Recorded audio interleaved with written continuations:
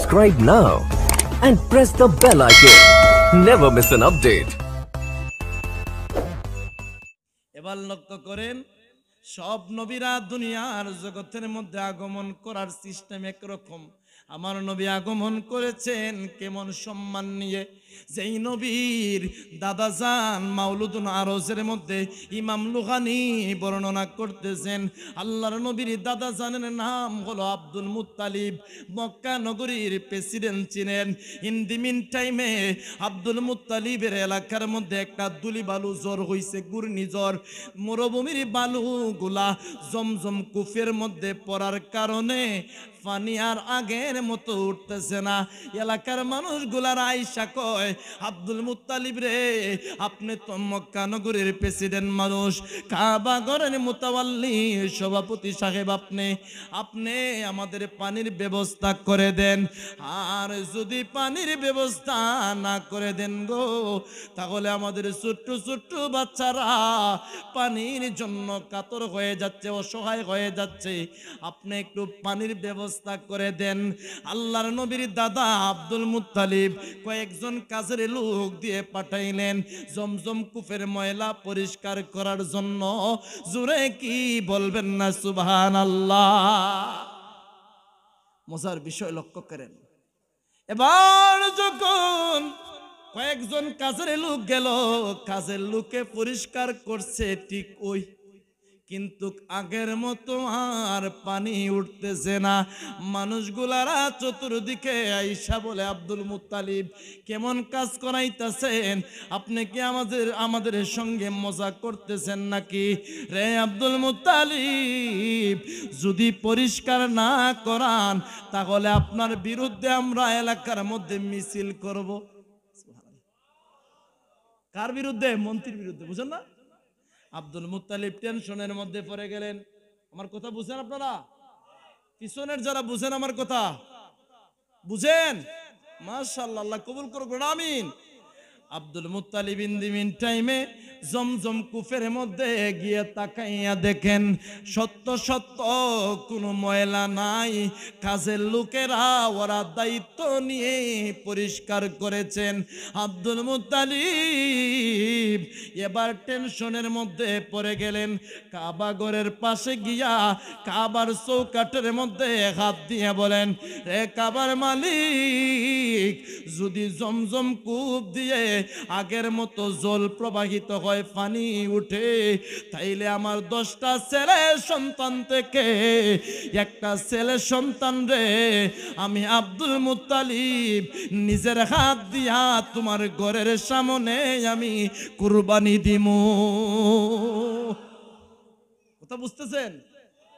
10টা ছেলে সন্তান থেকে একটা ছেলে সন্তান রে আমি কুরবানি দিমু। এই কথা বলতে দেরি হয়, জমজম কূপ দিয়ে আগের মতো পানি উঠতে দেরি করে নাই। উচ্চ আওয়াজে বলুন না সুবহানাল্লাহ। এখন বিষয় লক্ষ্য করুন, মান্যতের সময় যেটা একটা আবেগ থাকে, বিপদে পড়লে যে একটা আবেগ থাকে, এই বিপদ যাওয়ার পরে এমন আবেগ আর আগের মতন থাকে না। করোনার সময় যেভাবে ভয় ছিল আপনি আমার ভিতরে, লকডাউন ছিল, মসজিদে মুসল্লি কম যাওয়ার কথা ছিল, দেখা যায় মসজিদের ভিতর একদম ভরপুর ফিলাফ, বাহিরেও একদম মুসল্লির জন্য জায়গা দেওয়া যায় না, এমনকি রাস্তা পর্যন্ত মুসল্লি হইছে। কিন্তু করোনা নাই, মুসল্লি বিপদে পড়লে কি করি দেখেন আমরা। ব্যক্তি কি করছে, একজন ব্যক্তি সে সাগর পার হয়ে যাচ্ছে, নৌকা ছিলেন আপনারা, নৌকার মধ্যে উঠছে, উঠার পরে সাগরে একটা ঢেউ উঠছে, বুঝছেন না? সাগরের উত্তাল যখন ঢেউ বাড়ছে, ভাবছে সে আজকে আমি সাগরের মাঝখানে, আল্লাহ আজকে যদি বাঁচতে পারি এই সাগরের পানির ঢেউ থেকে, তাইলে তোমার নামে একটা কি করবো, খাসি কুরবানি দিমু। হো আল্লাহ, আরো বাড়ছে, হো আল্লাহ মনে হয় খাসিতে খুশি হও নাই, তোমার নামে একটা গাবি কুরবানি দিব। আরো বাড়ছে, হো আল্লাহ গাবি তো খুশি হও নাই, ও আল্লাহ আজকে যদি বাঁচতে পারি পানি এই জলের ধাক্কার থেকে, তাইলে তোমার নামে উট কুরবানি দিমু। বিপদে হইরা কয় কি দেখেন। এখন এই কথা বলতে না বলতে এই ব্যক্তি কি করছে, রাস্তার মধ্যে উঠে গেছে, পার হয়ে গেছে। পার হওয়ার পরে মুসলমানের ছেলে কয় কি শুনেন, রাস্তাত কারিয়া কয়, ও আল্লাহ, তুমি সাগরের মাঝখানে ফালাইয়া আমারে ঢেউ দিয়া ভয় দেখাইছো, আমি খাসি আর দুম্বার উট দিয়া গাবি দিয়া তোমারে লুপ দেখাইছি। নাউজুবিল্লাহ কইতেন না? এটা তো আমাদের তাল লাগছে। বিপদে বললে আল্লাহ আল্লাহ ছাড়া উপায় নাই, বিপদ নাই। মুসলমানের ছেলে আর কি আগের মতন নামাজও নাই, মসজিদের পাশেও নাই, মাদ্রাসার সাইডে দেও, কথা বলেন না।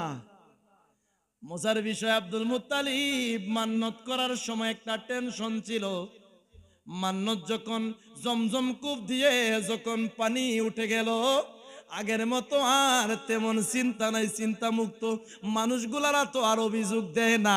কিন্তু বেজাল আরেকটা বাড়ছে, স্বপ্নের মধ্যে কে জানি ডাক দিয়া কয়, আব্দুল মুত্তালিব রে, তুমি যে মান্নত করছো 10টা ছেলে সন্তান থেকে একটা ছেলে সন্তানরে কুরবানি দিবা, অতি শীঘ্রই তোমার মান্নত আদায় করো, তোমার একটা ছেলেরে তুমি কুরবানি দাও। আর যদি একটা ছেলেরে কুরবানি না দাও রে, তাহলে একটার জন্য তোমার বাকি 10টা 9টা সন্তান মিলাইয়া 10টা সন্তান মারা যাওয়ার সম্ভাবনা আছে। এখন বেজাল বাড়ছে না কমছে? আব্দুল মুত্তালিব ভাবছেন, দিনে যা ভাবনা লালন করছি মনে হয় স্বপ্নে দেখতেছি, কিছু আছেন এরকম ছেলেরা দিনের বেলা সাইকেল দৌড়ায়, রাত্রেও দেখা যায় ঘুমের মধ্যে স্বপ্নে সাইকেল দৌড়ায়। কিন্তু হাস্যকর বিষয়, পাশে যেটা ঘুমে ছিল এটা লাইতে ফেলাই দিয়েছে খাটের নিচে, সাইকেল ঠিকই দৌড়াইছে, আছে না নাই? আব্দুল মুত্তালিব ভাবনা করেছেন, মনে হয় রে আমি দিনে যে ভাবনা করছি এটা মনে হয় স্বপ্নে দেখি না।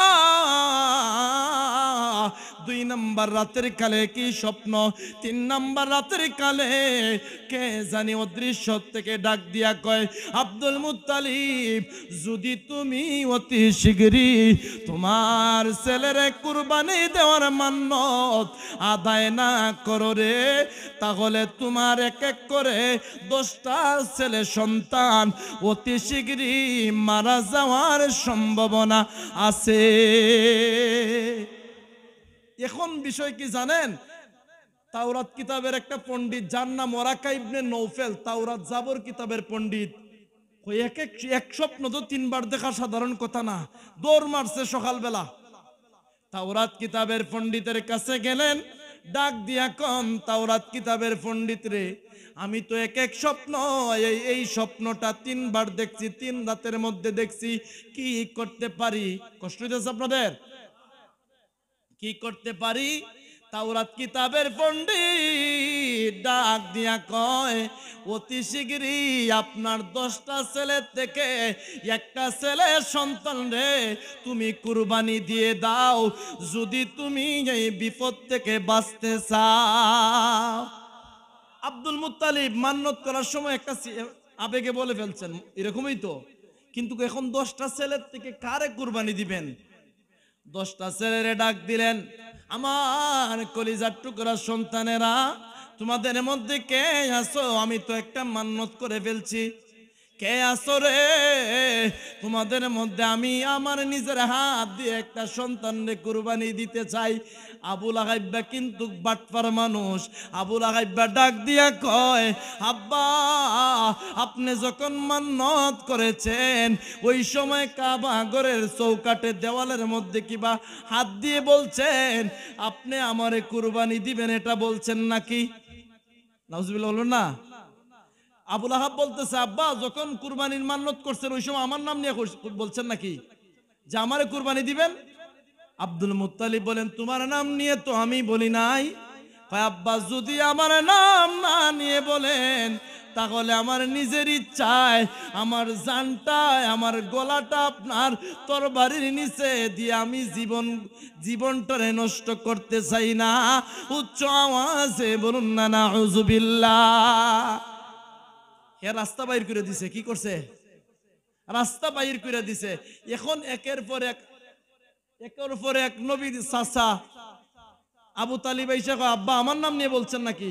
বলছে, তোমার নামও নিয়ে বলি নাই। নবীর চাচা হারেস আইসা বলেন আমার নাম, তোমার নামও না। জাফর, আমার নাম না, তোমার নামও নাই। আব্বাস, না তোমার নামও না। আমির হামজা, তোমার নাম না। এক এক করে 9টা সন্তান বিদায় নিয়ে চলে গেল রে। সবার ছোট, যার নাম হলো আব্দুল্লাহ, যিনি হলেন আপনি আমার নূরের নবীর আব্বাজান। উচ্চ আওয়াজে বলেন না মারহাবা।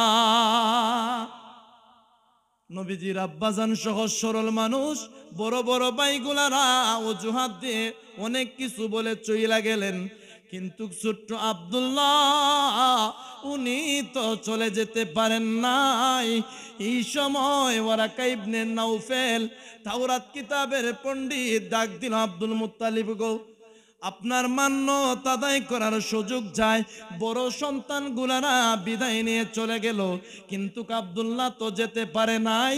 সে আব্দুল্লাহরে দিয়ে তুমি তোমার মান্যতটা আদায় করে নাও। উচ্চ আওয়াজে বলুন না আল্লাহু আকবার।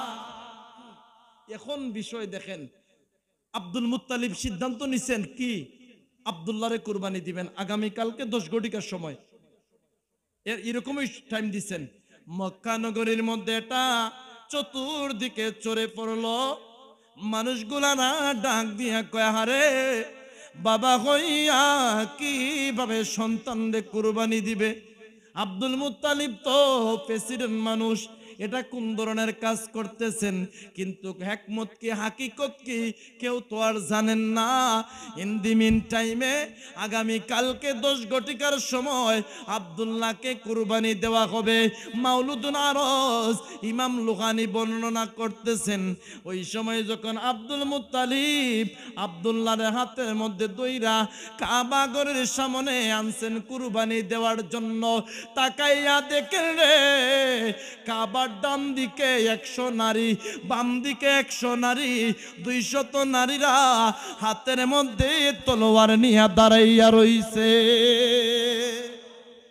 এবার জিজ্ঞাসা করলেন, মহিলারা তোমরা কেন তলোয়ার নিয়ে দাঁড়াইছো? তোমরা কি আমার আব্দুল্লাহরে আসছো নাকি কুরবানি দেওয়ার জন্য? রে মহিলা, তোমাদের এতগুলা নারীদেরকে কে জিজ্ঞাসা করলো, কে দাওয়াত করলো? কেন তোমরা এসেছো? তোমরা কি এসেছো আমার আব্দুল্লাহকে কুরবানি দেওয়ার জন্য নাকি? মহিলারা ডাক দিয়া কয়, আব্দুল মুত্তালিব আপনি শুনে রাখেন, আপনি তো মক্কা নগরীর প্রেসিডেন্ট, আপনি তো কাবা ঘরের মুতাওয়াল্লি সভাপতি সাহেব, আপনি আপনার 9টা সন্তানরে কুরবানি দিয়ে দেন, আমাদের কোনো বাধা নাই। তবে আব্দুল্লাহকে কুরবানি দিতে পারবেন না। আর যদি আব্দুল্লাহকে কুরবানি দেন গো, আমরা এক এক করে 200 নারীরা, আপনি মন্ত্রী হন, প্রেসিডেন্ট হন, যাই হন না কেন, আপনার বিরুদ্ধে আমরা মাঠের মধ্যে নাইমা যুদ্ধ করব, জীবন দিয়ে দিব রে, তারপরেও আব্দুল্লাহকে আমরা কুরবানি করতে দেব না। এখন বেজাল বাড়ছে না কমছে? এইদিকে রাত্রে বেচারা ঘুমাইতে পারে না স্বপ্নের জন্য। আলোচনা হইতো, আলোচনা কি চলবে? আবার এই নারীদের সাথে পুরুষেরাও দাঁড়াইছে তলোয়ার নিয়া। পুরুষদেরকে জিজ্ঞাসা করা হলো, এ পুরুষের দলেরা, তোমরাও কি আসছো আব্দুল্লাহরে কুরবানি দেওয়ার জন্য নাকি আমার সঙ্গে? তোমাদের হাতে কেন তলোয়ার? যুবকেরা পুরুষেরা ডাক দিয়া কয়, রে আব্দুল মুত্তালিব শুনে রাখেন, আমরা যখন সকালবেলা সিরিয়ার মধ্যে, দামেস্কের মধ্যে, ইয়াসরিফের মধ্যে, রোম পারস্যের মধ্যে ব্যবসার জন্য সকালবেলা রওনা হই, সেদিন আব্দুল্লাহর চেহারা দেখা যাই। যেদিন আব্দুল্লাহর চেহারা দেখে যাই, সেই দিন আমাদের ব্যবসার মধ্যে অনেক অনেক গুণে উন্নত এবং লাভ হয়ে যায়।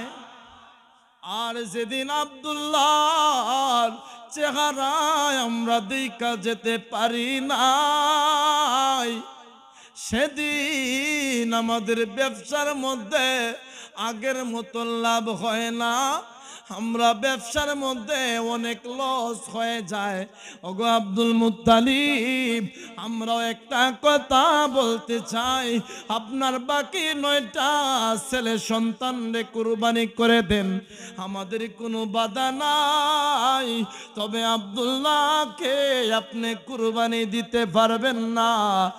আর যদি আব্দুল্লাহর গলার মধ্যে আপনি তলোয়ার লাগান, তাহলে আমরা জীবন দিয়ে দিব, তারপরেও আব্দুল্লাহকে আমরা মরতে দিব না। নবীর চরণেতে সারা জীবন আমরা তাকবো, ঠিক কিনা? ভালোবেসে নবীজিকে হৃদয় মাঝে বরে রাখব, নবীর চরণেতে সারা জীবন আমরা তাকবো। আল্লাহ আমাদের প্রত্যেককে নবীর কদমের গোলাম বানিয়ে দেন, বলেন আমিন। এখন আব্দুল মুত্তালিব এমন এক সাফের মধ্যে পড়লেন, এইদিকে রাত্রে ঘুমাইতে পারেন না স্বপ্নের যন্ত্রণায়। আর সব ছেলেরা, বাকি 9 ছেলে কি করলো? মুরব্বিরা কি করছে? চইলা গেল। যে চলে যাইতে পারে নাই, ভাবছিলেন হরে দিয়ে কুরবানি দিয়ে দিবেন, ওর পক্ষ নিয়া কাবার ডান দিকে এবং বাম দিকে 200 নারী দাঁড়াইছেন তলোয়ার নিয়া, আবার কিছু পুরুষেরাও দাঁড়াইছেন। এখন বেজাল লাগছে, কম লাগছে না বেশি? একজনে কুরবানি দিতে গিয়ে দেখা যায় অসংখ্য জন মারা যাইব। তাওরাত কিতাবের পণ্ডিত ডাক দিয়া কয়, গো আব্দুল মুত্তালিব, আপনি আর তলোয়ার সামন দিকে বাড়াইয়েন না, একটু সময় দেন, কি করা যায় দেখা যাক। কারণ এই মুহূর্তে যদি আপনার আব্দুল্লাহরে কুরবানি দিয়ে দেন, তাহলে শুনে রাখেন, এক এক করে 200 নারীরা আপনার বিরুদ্ধে মাঠে নামবে তলোয়ার নিয়া। এই নারীদের সঙ্গে অসংখ্য পুরুষেরা তলোয়ার নিয়ে নামবে। তাহলে আপনার কি অবস্থা, আমার কি অবস্থা হবে বুঝে নেন। ও আব্দুল মুত্তালিব, আপনি এই মুহূর্তে আব্দুল্লাহর গলার মধ্যে তলোয়ার লাগাইয়েন না, উচ্চ আওয়াজে বলুন না সুবহানাল্লাহ। এখন আব্দুল্লাহর তো কুরবানি হয় কিনা শুনবেন, এটা শুনবেন। এখন মজার বিষয় কি দেখেন, লটারির ব্যবস্থা করছে তাওরাত কিতাবের পণ্ডিত, চালাক মানুষ।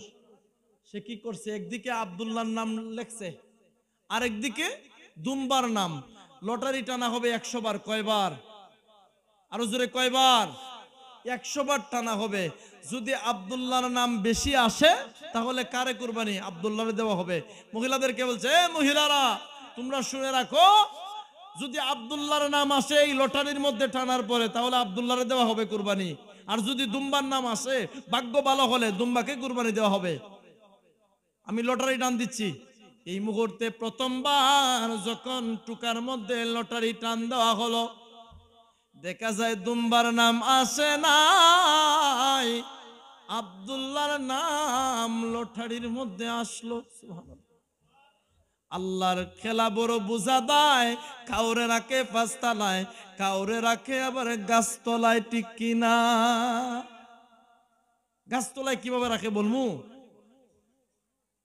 এবার দেখেন, প্রথম নাম্বারের কালে আব্দুল্লাহর নাম আসলো, দ্বিতীয়বারের কালে এমনকি 50 বার 60 বার করতে করতে 90 বারের কালে 99 বারের কালে শুধু আব্দুল্লাহর নাম লটারির মধ্যে আসে। সুবহানাল্লাহ। ইন দি মিন টাইমে 99 বারের কালে আব্দুল্লাহর পক্ষ থেকে ডাক দিলেন, হে মহিলারা শুনে রাখো গো, এই মুহূর্তে আরেকবার টান দেওয়া হবে। এখন যার নাম আসুক না কেন তাকেই কুরবানি দেওয়া হবে। যদি দুম্বার নাম আসে দুম্বাকে কুরবানি দেওয়া হবে, আর যদি আব্দুল্লাহর নাম আসে আব্দুল্লাহকে কুরবানি দেওয়া হবে।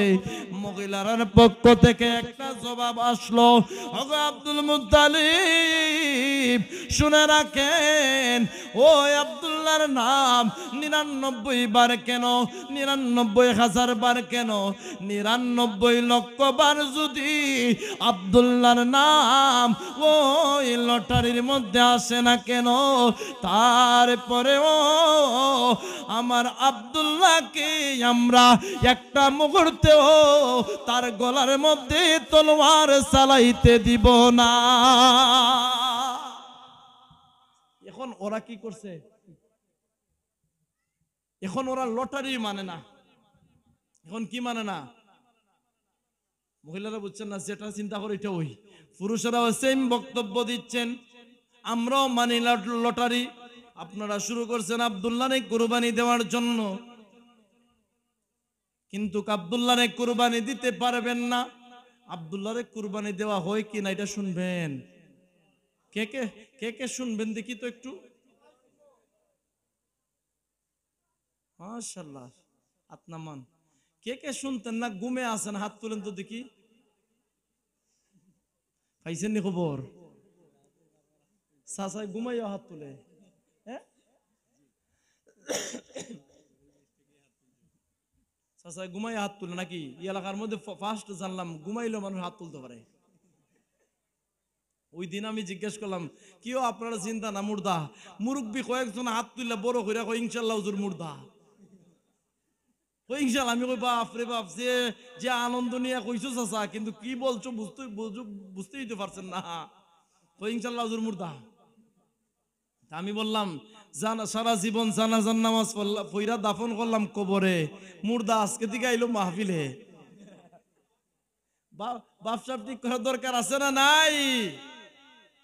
মুর্দা কি জানা মাহফিল আইতে পারবো? দুই সহজ সরল মানুষ আর কি বন্ধুত্ব করছে। এক বন্ধু হঠাৎ করে এক বন্ধু আরেক বন্ধু খুঁজে পাইতেছে না।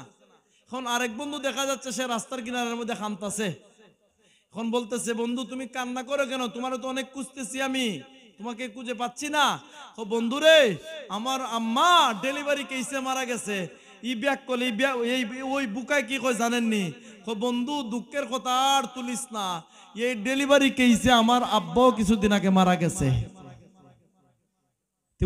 বুঝে উত্তর দিছে না নাকি না বুঝে দিছে? ডেলিভারি কেসে কি বাপ মারা যায়? কেউ কষ্ট আছে? জুড়ে বলেন আল্লাহু আকবার।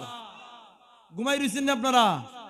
আলোচনা চলতো 99 বারের কালে।